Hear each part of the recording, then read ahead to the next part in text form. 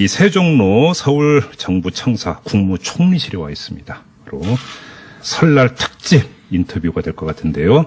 이낙연 총리를 모시고 아주 특별한 이야기를 나누려고 지금 총리실에 와 있습니다. 바로 인사 나누겠습니다. 반갑습니다, 총리님. 네, 안녕하세요. 네. 이제 명절이 코앞인데 궁금한 게 총리님도 명절 휴가가 있나요? 네, 휴일은 휴일이죠, 저에게도. 다 꼬박 챙기실 수 있습니까? 그렇지는 못하는데 단지 네. 명절 때 어디 움직이면 다른 사람들께 폐가 되는 경우가 그렇죠. 많아서요. 그렇죠. 미리 명절 인사는 평일에다 하고 명절 빨간 글자로 휴일로 표시된 날은 네. 집에서 꼼짝 않고 전국에 그 무슨 사건 사고가 없는지 네. 하는 보고를 받고 가족들하고 노닥거리거나 책을 보거나 이런 식으로 지내려고 집에서 꼼짝 않고 보고를 받으시면 안 되죠. 보고도 안 받으셔야 되는 거 아닙니까? 사실은 보고가 온다 그러면 가슴이 덜컹덜컹해요. 예. 총리 되신 지 지금 아직 1년은 안 되셨고요. 예, 한 8개월 좀 그렇죠. 넘었습니다. 일정이 엄청 많으시죠. 옛날에 정주영 회장님이 그런 말씀을 하셨어요. 머리 나쁜 사람은 몸이 바쁜 법다. 제가 딱 거기에 해당됩니다. 뭐 겸양의 말씀이신 것 같아요. 아니, 사실이에요. 그래요. 네. 가장 인상 깊었던 게 그 총리님 하면 그 총리 지명이 되자마자 제일 먼저 나왔던 게 막걸리 아닙니까? 네. 기사를 통해서 보면은 이렇게 만찬이나 이런 걸 때 건배주도 막걸리를 네. 애용을 하신다고. 근데 네. 저수지 하나 분량은 채우셨네요. 그때 제가 그 얘기 해가지고 좀 야단을 맞았습니다. 하필이면 그때가 가뭄이 심할 때였는데. 아, 그랬나요? 농사 지을 물도 저수지에 말라가는데 너는 그걸 마셨냐 이래가지고. SNS에 야단 많이 맞았어요. 그래서 아이고, 이거 말 조심해야 되겠구나 생각을 했습니다. 그래요. 네. 그런데 그 총리님 막걸리를 좋아하시는데 네티즌들이 총리님한테 별명 붙여준 거 알고 계십니까? 사이다라고. 글쎄요, 뭐, 듣긴 합니다만. 네. 네. 이 사이다라는 별명 어떻게 좋으십니까? 뭐, 나쁘진 않은데요. 네. 야당 의원들 입장을 생각해보면 꼭 저한테 이로운 별명만은 아닌 것 같아요. 그래서 이제 그 사이다라고 하는 별명이 붙은 게 사실 이제 국회에 가서 질의에 답변을 하시면서. 네. 사실 어찌 보면 직공이라고도 할 수 있고. 네. 뭐 이런 것들이 되면서 지켜보는 이제 네티즌들이 너무 통쾌하다 해서 이제 사이다라고 하는 별명을 붙여준 건데. 네. 지금 총리님 말씀대로 야당 의원들이 총리님의 별명이 사이다라는 이야기를 들으면 별로 좋아할 것 같지는 않아요. 글쎄요. 야당 의원들과의 관계는 좋으십니까? 개인적으로 만나면 참 좋습니다만은. 네. 그냥 그 본회의장에만 일어서면 이렇게 서기만 하면 서로 달라지니까요. 네. 예. 그 전에는 그 국회의원으로서 질의를 하시다가. 네. 이제 총리로서 답변을 하잖아요. 예. 많이 어렵지 않으십니까? 돌발 질문도 많이 나오고. 예, 사실은 어렵죠. 그리고, 원래 그 질문 요지를 24시간 전까지인가 미리 내도록 되어 있는데요. 네. 대체로, 여당 의원들은 내고 야당 의원들은 안 내죠. 대체로 그렇습니다. 일부러 안 내는 거죠, 야당 의원들. 이제 이런 것이 있을지 모르겠어요. 원하는 충실한 답변을 얻고자 하는 분은 질의 요지를 미리 내놓는 게 좋습니다. 그러면 정부도 준비를 해서 네. 충실한 답을 드리니까요. 네. 그런데 어떤 경우에는 골탕 먹이고 싶어 하는 분들도 계세요. 그런 분은 원고를 미리 안 냅니다. 갑자기 질문하기가 힘들어지는데 지금 저도 돌발 질문을 좀 할 거였는데 이러면 좀 돌발 질문 하지 말라라는 말씀이신 것 같아요. 대체로 돌발 질문 하신 분들이 네. 손해를 보는 경우가 많습니다. 그래도 하렵니다. 예. 평창올림픽 지금 계속 진행되고 있는데 네. 지금까지의 과정은 순탄하다고 평가를 하세요? 걱정했던 것보다는 한결 좋다 이런 생각이 듭니다. 사실은 개막식부터 걱정을 참 많이 했습니다. 개막식 날 네. 날씨도 날씨지만 그 각종 문화 공연 내용이 어떨 것인가라든가 리허설을 볼 때까지만 해도 몇 군데는 뭉클한데 전체적으로 그 자리에서 네. 보는 외국인들이 어떻게 볼 것인가 하는 확신이 서진 않았었어요. 그런데 예. 막상 실제로 벌어지는 거 보니까 잘 됐구나. 그래서 제가 송승환 총감독께 공개 사과를 했지 않습니까? SNS 통해서. 네. 제가 좀 까칠하게 굴었거든요. 왜 그러셨어요, 진짜로? 마음이 안 놓여서요. 사전에 설명은 들었는데. 설명을 들었는데 왜 설명을 근사하게 하면 더 마음이 그렇게 풀리지 않는 경우가 있잖아요. 설명이 근사했어요. 그래서 보통 무슨 그 보고서를 볼 적에도 맨 처음에 나온 취지라든가 네. 이거 근사하게 쓰면 뒤에가 좀 부실한 경우가 많거든요. 네. 그래서 좀 그때 좀 못되게 제가 굴었어요. 그런데 나중에 보니까 이렇게 멋들어지게 해서 제가 네. 괜히 그랬구나. 네. 그래서 공개 사과를 했죠. 그러니까 깐깐하게 굴어서 사과한다라고 이제 공개적으로 네. 밝혀진 거 저도 봤는데 그럼 혹시 그 송성환 총감독하고 그 뒤에 뭐 전화 통화로도 얘기 나눠보셨어요? 아직요. 제가 좀 무서워요. 안 갚음을 오면 어떨까 싶어서. 그러니까 저희도 그 개막 직전에 송성환 총감독하고 인터뷰를 해서 네. 조금만 좀 알려주시라. 네. 궁금해하는 국민이 너무 많다 했더니 완전 철통보안. 예. 일치 안 알려주셔가지고 좀 약간 섭섭했었는데 저도 TV로 보니까 너무 좋더라고요 개막식. 좋았어요. 그러니까 특히 이 좋았어요. 드론, 오리온기 뭐 이거는 뭐 국제적인 어떤 히트 상품 같더라고요. 그랬었죠. 예. 저는 개인적으로 과거와 미래가 이렇게 교차되는 장면이 있었죠. 메밀꽃밭. 네, 맞아요. 예, 강물처럼 예. 이렇게 강물에 파도같이 이렇게 출렁거리는 거기에 돛담배 같은 뗏목 같은 네. 배가 등장하지 않습니까? 늙은 어부가 이걸 젓고 나가는데 그때 정선아리랑이 딱 나오잖아요. 맞아요. 예, 아주 예. 우리나라의 아리랑 중에 가장 한스러운 아리랑이죠. 눈물이 나더라고요. 우리 강원도 그 척박한 땅에서 대대로 살아오셨던 민초들의 얘기인 것 같은. 그리고 그 다음 장면이 IT 강국으로 딱 나가니까 그렇죠. 이 정선아리랑의 그 정서를 외국인들이 아실까 하는 그런 불안감은 네, 있었지만 네, 네, 네. 저로서는 거기가 최고였어요. 근데 나중에 그 이제 드론을 통한 오륜기라든가 이것은 리허설 때는 그게 없었어요. 그래서 그걸 못 봤죠. 그런데 나중에 보니까 있어가지고 저는 컴퓨터 그래픽인 줄 알았어요. 저도 TV로 보면서 CG인 줄 알았어요. TV용인 줄 알았어요. 네. 근데 나중에 보니까 아닌 것 같더라고요. 그리고 막 별이 쏟아지는 것 같은 그 드론의 향연 있잖아요. 참 좋았다. 그런 생각을 하죠. 근데 아무튼 이제 그 개막식이 아주 성공리에 열렸고, 그럼 이제 폐회식은 걱정 안 하시겠네요? 예, 개막식 해내는 거 보니까 폐막식도 잘 하시겠구나 하는 믿음도 생기고요. 네. 아무래도 평창이 이렇게 이제 그 성공리에 개최되고 있는 결정적인 계기 중에 하나는 누가 뭐라고 하더라도 이제 북한의 참가 아니겠습니까? 네. 그리고 고위급 대표단까지 내려왔고, 총리님께서 직접 환송 오찬을 예. 개최를 하셨고, 네. 뭐 여러 가지 좀 대화를 나누셨을 것 같은데 가장 인상 깊었던 게 어느 대목입니까? 우선은 그 김영남 상임위원장께서 그것도 의도고 전략이다라고 해석하는 분도 많이 계시지만 그 눈물을 흘리시는 네. 그런 모습들 어쩌면 사실날이 길게 남지 않은 분의 그 진정함 같은 것이 혹시 묻어 있을까 하는 생각을 많이 했고요. 네. 김여정 특사는 제 왼쪽에서 식사를 하셨는데 그냥 로열 패밀리라고 보기에는 지극히 여성스러운 면모, 그래요? 조신하고 말수가 적고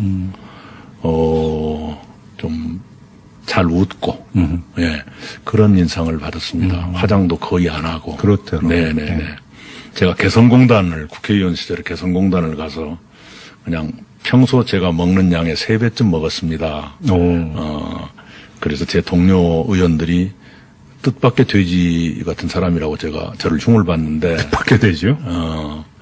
그렇게 많이 먹은 이유는 음식이 맛있기도 했지만 우리 이 동포들은 손님으로 갔을 때는 네. 음식을 많이 먹는 것이 주인을 기쁘게 그렇죠. 하는 일 아닙니까? 네.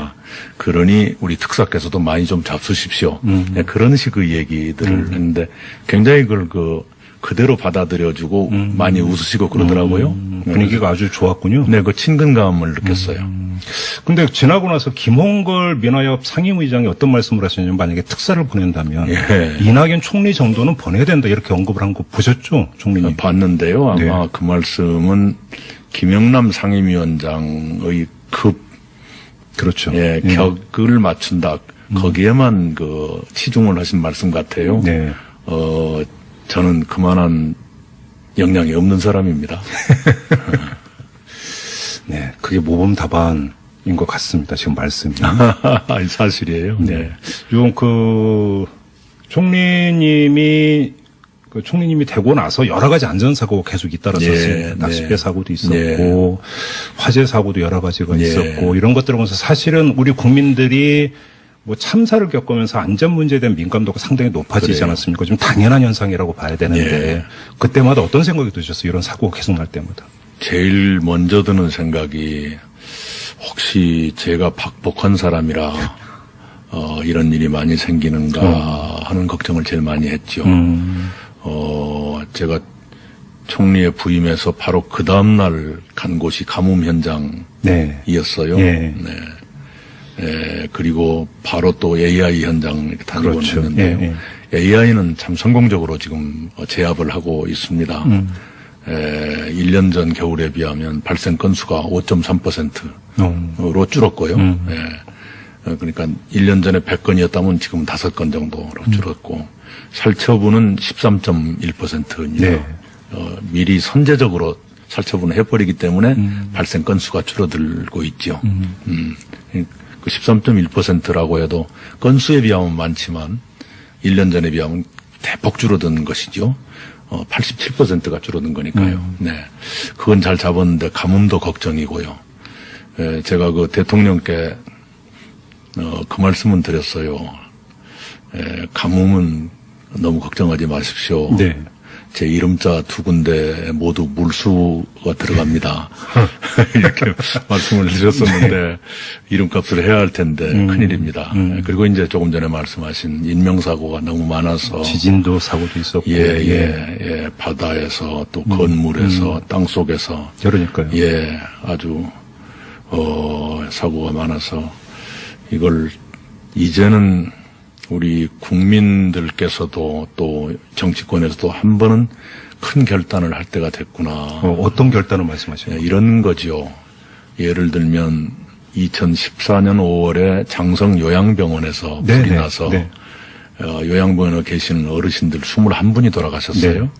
이번 밀양 세종병원과 흡사하지요. 그런데 그 당시에 병원 전체를 대상으로 스프링클러 설치 의무화를 하자 하는 논의가 있었는데 병원 측에서 좀 천천히 가자 반대를 했어요.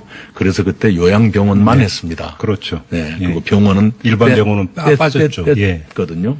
근데 이번에 또 일반 병원에서 사고가 났잖아요. 그러니까 그런 식으로 자금의 문제라든가 또는 민간 건물주들의 비용 부담이라든가 또는 그런 분들의 그 청원을 듣는 국회라든가 네. 이런 그 단계마다 현실과의 타협을 한 거죠. 그래서 늘 땜질 처방으로 끝나곤 했었어요. 그런데 이제는 돈이 좀 들더라도 네. 이제는 좀 큰 결심을 해서 네. 그런 걸 원천적으로 막을 때가 됐다. 이제는 좀 국민적인 동의가 어느 정도 얻어지고 있다고 판단이 됩니다. 두 갈래가 있는 것 같아요. 그러니까 이제 지금 총리님께서 지적하신 대로 법적 미비점 네. 이런 것들에 대해서 국민들의 어떤 문제의식도 상당히 올라가 있는 것 네. 같고 이것이 이제 국회를 압박을 하면서 이제 법적인 보완으로 연결이 돼야 되는 문제가 하나 네. 있을 것 같고 또 한 가지는 어떤 입법의 문제가 아니라 행정의 차원에서 얼마만큼 추동 대처를 잘하느냐라든지 네. 사후 지원을 또 얼마나 잘하느냐라고 행정적인 문제가 있을 것 네. 같은데 총리로서 행정적인 문제는 어떻게 자평을 하세요? 현장에서 어떻게 초기에 대처해야 한다는 것이 전체에게 숙지되어 있질 않아요. 그래요. 예, 그래서 어떤 때는 잘하다가 어떤 때는 또 못하기도 하고 좀 들쭉날쭉합니다. 이게 현장 요원들께서 업무에 얼마나 잘 임하고 있는가 네. 하는 것도 좀 시간이 걸릴지 모르지만 말씀하신 대로 그걸 빼고는 안전한 대한민국으로 갈 수가 없고요. 그렇죠. 또 하나는 우리 국민들께서 저 자신도 그렇습니다만 그 안전의 문제에 굉장히 둔해요. 예를 들면 엊그저께 제가 우리 페이스북 친구들하고 영화를 보러 갔는데 영화 하기 전에 비상구 위치는 어디고 다 설명을 하더라고요. 예, 그런데 예. 그냥 제가 그냥 그렇게 별로 주의 깊게 듣질 않고 넘어가는 걸 저 스스로 발견했어요. 그래서 네네네. 저 자신도 이렇게 국민들한테 잘난 척하고 말씀드릴 처지가 아니구나 했는데 네. 이제는 국민들께서도 안전의 문제에 대해서 훨씬 더 예민해져야 되고요. 그리고 모든 나라가 그렇지만 내 안전은 내가 지킨다는 생각을 먼저 하셔야 돼요. 네. 정부로서 할 일을 않겠다는 뜻이 아니라 제일 가까운 사람은 자기 자신이잖아요. 그렇죠. 네. 그렇습니다. 뭐 시간이 다 된 것 같아서 먹고 사는 문제, 민생 관련해서 하나만 좀 질문드리고 마무리를 하도록 네. 하겠습니다. 며칠 전에 경영인과의 만남에서 총리님께서 어떤 말씀을 하셨냐면 노동혁신정책, 네. 그러니까 이제 최저임금이라든지 노동시간 단축 문제라든지 비정규직의 정규직화 문제라든지 네. 상당한 현안 아니겠습니까? 그리고 대다수 국민에게는 또 직접적으로 연결이 되는 문제인데 이거에 대해서 속도 조절이 가능하다라고 하는 언급을 하셨습니다. 이건 어떤 뜻으로 하신 말씀이세요? 네, 그것은요, 이제, 기본적으로 우리 경제가 감당할 수 있어야지요. 네. 그렇게 되기를 바라고, 예. 그렇게 되도록 노력을 합니다만은, 그 당시의 우리 경제의 역량을 감안해 가면서 신축적으로 임하겠다라는 뜻이지요. 네. 근로시간 단축의 문제를 제가 특별히 더 말씀을 드렸는데, 국회 해당 상임위원회에서 3당 간사가 합의된 안이 있어요. 네. 네. 그것이 지금 그 상임위 전체회의에서 지금 수용이 안 되고 있는 네. 편인데요. 그렇게 여야 간에 합의해서 갈 수 있다면 그것이 좋겠다는 판단을 저는 합니다. 네. 그래서 설령 어느 쪽의 욕심에 미달하더라도 네. 합의된 안이 있다면 그것부터 해나가는 것. 서로 간의 목표를 주장만 하느라고 합의가 안 되고 그 불확실한 상태로 계속 시간을 끄는 것보다는 좀 미진하더라도 네. 합의해서 하나씩 안정되게 가는 것. 그런 점에서는 그것도 일종의 속도 조절이죠. 근데 노와 사를 동시에 설득하고 조정할 수 있을까요? 이런 문제에 대해서? 해야지요. 우선 최저임금의 문제는 최저임금위원회에 네, 있습니다. 그 안에 사측위원, 노측위원이 다 들어가 계시니까요. 예, 예. 거기서 합의된다면 그냥 받아들여야 될 것 아니겠습니까? 네네. 국회도 노동자 쪽을 조금 더 중시하는 의원들도 계시고 사측을 좀 더 중시하는 의원들도 계시는데 그런 양측이 합의할 수 있다면 네. 그런 선은 수용해야죠. 알겠습니다. 이제 좀 마무리를 해야 될 것 같은데요. 아마 지금 이 방송을 듣고 계신 분들은 이 귀성길 차량 안에서 아마 이 방송을 네. 듣고 계실 분들이 많으실 것 같습니다. 이제 설날인데 그 새해 한 말씀 해주시죠. 우리 애청자 여러분들을 위해서. 예, 우선은 설 잘 쇠시고요. 네. 모처럼 가족들하고 만나시니까 흐뭇한 시간 가지시기 바랍니다. 네. 정담도 나누시고 맛있는 것도 많이 드시고요. 그리고 혹시 주변에 외로운 사람은 계시지 않은지 예. 한 번씩 살펴봐 주시면 더 고맙겠습니다. 네. 이번에 알겠습니다. 연휴가 길지 않아서 귀성이나 귀경이 교통편이 만만치 않을 것 같습니다만 좀 여유롭게 출발하시고요. 네. 안전하게 다녀오시기 바랍니다. 네. 자, 오늘 말씀 감사드리고요. 총리님도 새해 건강하시기 바랍니다. 감사합니다. 고맙습니다. 네. 이 세종로 서울 정부청사 국무총리실에 와 있습니다. 그리고 설날 특집 인터뷰가 될 것 같은데요. 이낙연 총리를 모시고 아주 특별한 이야기를 나누려고 지금 총리실에 와 있습니다. 바로 인사 나누겠습니다. 반갑습니다, 총리님. 네, 안녕하세요. 네. 이제 명절이 코앞인데 궁금한 게 총리님도 명절 휴가가 있나요? 네, 휴일은 휴일이죠, 저에게도. 아, 다 꼬박 챙기실 수 있습니까?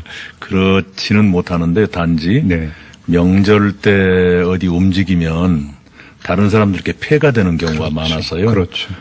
미리 명절 인사는 평일에다 하고 명절 빨간 글자로 휴일로 표시된 날은 네. 집에서 꼼짝 않고 전국에 그 무슨 사건 사고가 없는지 네. 하는 보고를 받고 가족들하고 노닥거리거나 책을 보거나 이런 식으로 지내려고 합니다. 집에서 꼼짝 않고 보고를 받으시면 안 되죠. 보고도 안 받으셔야 되는 거 아닙니까?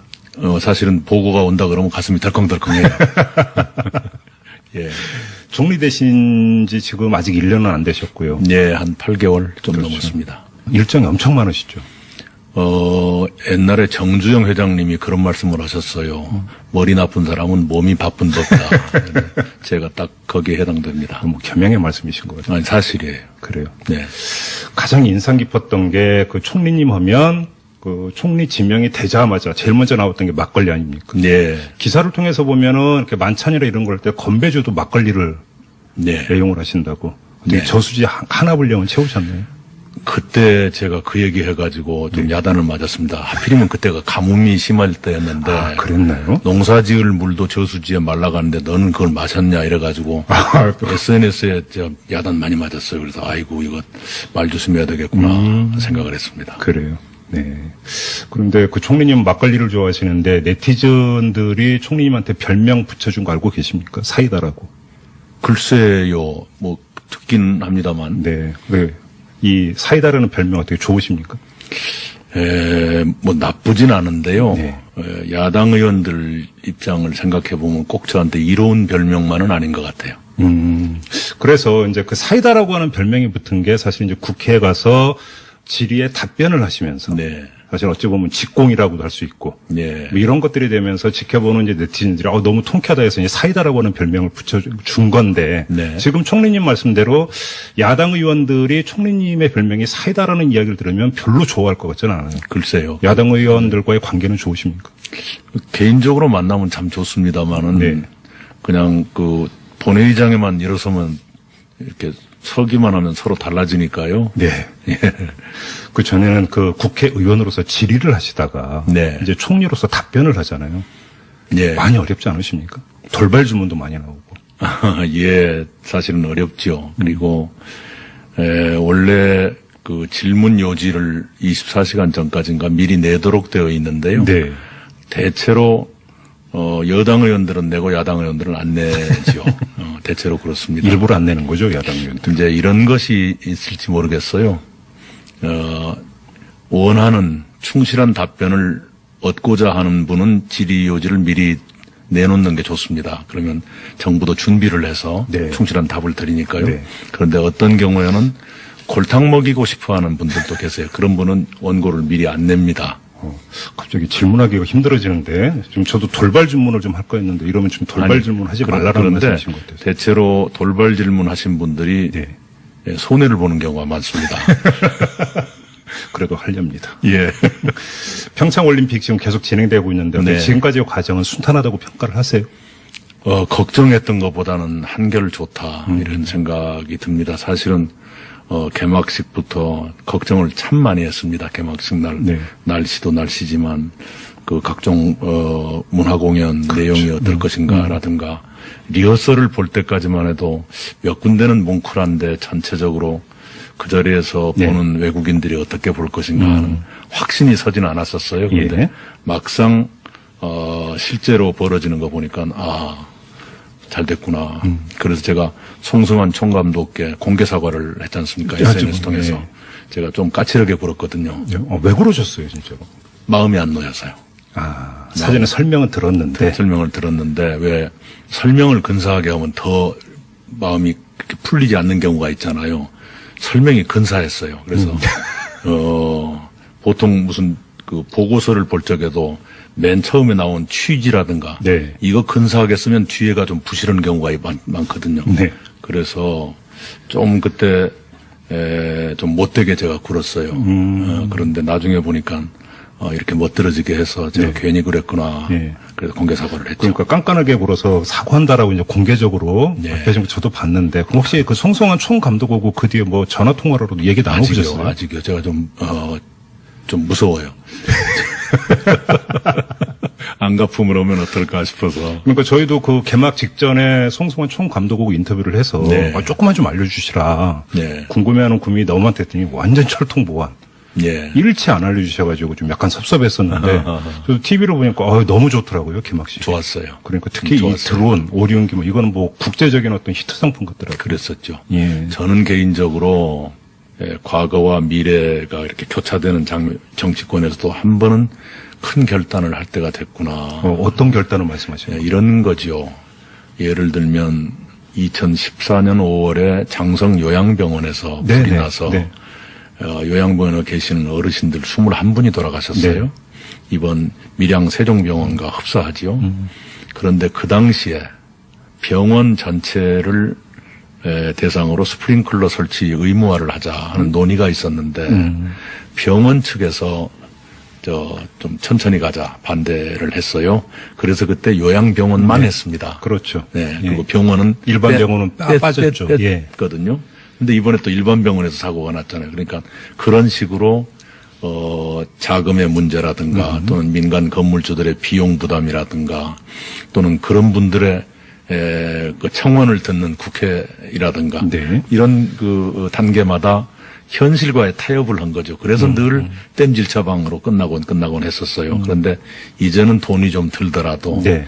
이제는 좀 큰 결심을 해서 네. 그런 걸 원천적으로 막을 때가 됐다. 이제는 좀 국민적인 동의가 어느 정도 얻어지고 있다고 판단이 됩니다. 두 갈래가 있는 것 같아요. 그러니까 이제 지금 총리님께서 지적하신 대로 법적 미비점 네. 이런 것들에 대해서 국민들의 어떤 문제의식도 상당히 올라가 있는 것 네. 같고 이것이 이제 국회를 압박을 하면서 이제 법적인 보완으로 연결이 돼야 되는 문제가 하나 네. 있을 것 같고 또 한 가지는 어떤 입법의 문제가 아니라 행정의 차원에서 얼마만큼 초동 대처를 잘하느냐라든지 예.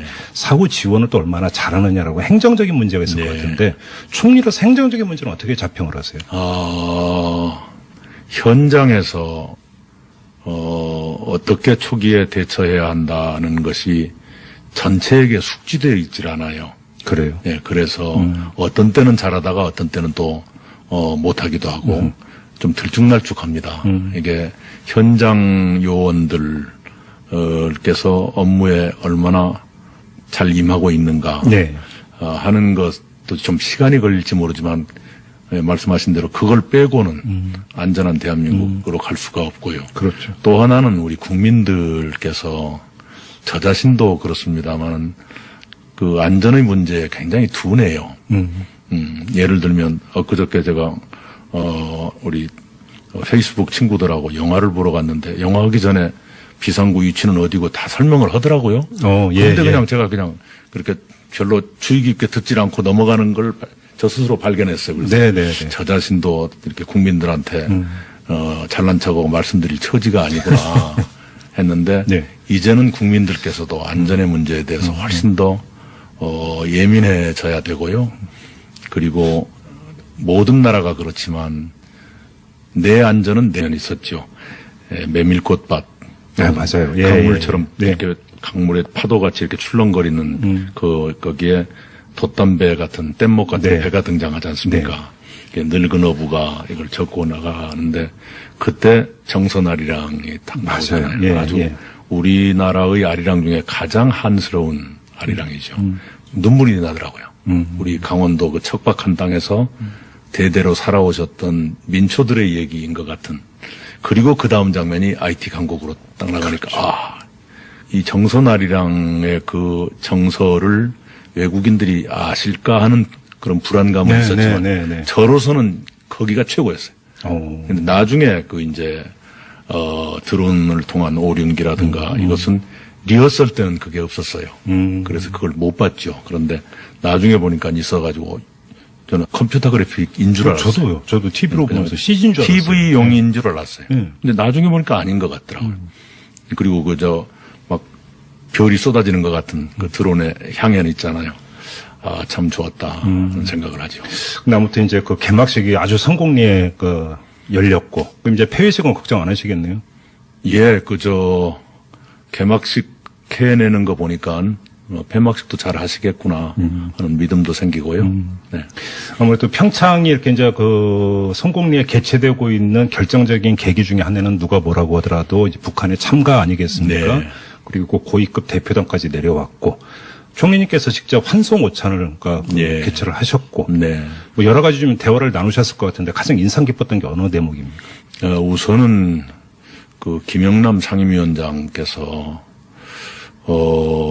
그것도 의도고 전략이다라고 해석하는 분도 많이 계시지만 그 눈물을 흘리시는 네. 그런 모습들 어쩌면 사실날이 길게 남지 않은 분의 그 진정함 같은 것이 혹시 묻어 있을까 하는 생각을 많이 했고요. 네. 김여정 특사는 제 왼쪽에서 식사를 하셨는데 그냥 로열 패밀리라고 보기에는 지극히 여성스러운 면모, 그래요? 조신하고 말수가 적고 좀 잘 웃고 예 그런 인상을 받았습니다. 화장도 거의 안 하고 그렇더라고요. 네네네. 네. 제가 국회의원 시절에 개성공단을 가서 그냥 평소 제가 먹는 양의 3배쯤 먹었습니다. 그래서 제 동료 의원들이 뜻밖의 돼지 같은 사람이라고 저를 흉을 봤는데. 받게 되죠. 그렇게 많이 먹은 이유는 음식이 맛있기도 했지만, 우리 동포들은 손님으로 갔을 때는 네. 음식을 많이 먹는 것이 주인을 기쁘게 그렇죠. 하는 일 아닙니까? 네. 그러니 우리 특사께서도 많이 좀 잡수십시오. 네, 그런 식의 얘기들을 했는데 굉장히 그걸 그대로 받아들여주고 많이 웃으시고 그러더라고요. 분위기가 아주 좋았군요. 네, 그 친근감을 느꼈어요. 근데 지나고 나서 김홍걸 민화협 상임의장이 어떤 말씀을 하셨냐면 만약에 특사를 보낸다면 예. 이낙연 총리 정도는 보내야 된다 이렇게 언급을 한 거 보셨죠, 총리님? 봤는데요. 아마 네. 그 말씀은 김영남 상임위원장의 그렇죠. 격을 맞춘다. 거기에만 치중을 하신 말씀 같아요. 네. 저는 그만한 역량이 없는 사람입니다. 네, 그게 모범답안인 것 같습니다. 지금 말씀이. 사실이에요. 네. 지금 총리님이 되고 나서 여러 가지 안전사고가 계속 잇따랐었습니다. 네, 낚싯배 네. 사고도 있었고, 네. 화재 사고도 여러 가지가 네. 있었고, 이런 것들을 보면서 사실은 우리 국민들이 참사를 겪으면서 안전 문제에 대한 민감도가 상당히 높아지지 그래요. 않았습니까? 좀 당연한 현상이라고 봐야 되는데, 네. 그때마다 어떤 생각이 드셨어요? 이런 사고가 계속 날 때마다. 제일 먼저 드는 생각이 혹시 제가 박복한 사람이라 이런 일이 많이 생기는가 하는 걱정을 제일 많이 했죠. 제가 총리에 부임해서 바로 그 다음날 간 곳이 가뭄 현장이었어요. 네. 네. 그리고 바로 또 AI 현장 이렇게 다니고 그렇죠. 있는데요. AI는 참 성공적으로 지금 제압을 하고 있습니다. 1년 전 겨울에 비하면 발생 건수가 5.3%로 줄었고요. 그러니까 1년 전에 100건이었다면 지금 5건 정도로 줄었고, 살처분은 13.1%입니다. 네. 미리 선제적으로 살처분을 해버리기 때문에 발생 건수가 줄어들고 있죠. 그 13.1%라고 해도 건수에 비하면 많지만 1년 전에 비하면 대폭 줄어든 것이죠. 87%가 줄어든 거니까요. 네. 그건 잘 잡았는데 가뭄도 걱정이고요. 제가 대통령께 그 말씀은 드렸어요. 가뭄은 너무 걱정하지 마십시오. 네. 제 이름자 2군데 모두 물수가 들어갑니다. 이렇게 말씀을 드렸었는데 이름값을 해야 할 텐데 큰일입니다. 그리고 이제 조금 전에 말씀하신 인명사고가 너무 많아서 지진도 사고도 있었고. 바다에서 또 건물에서 땅속에서 그러니까요. 아주 사고가 많아서 이걸 이제는 우리 국민들께서도 또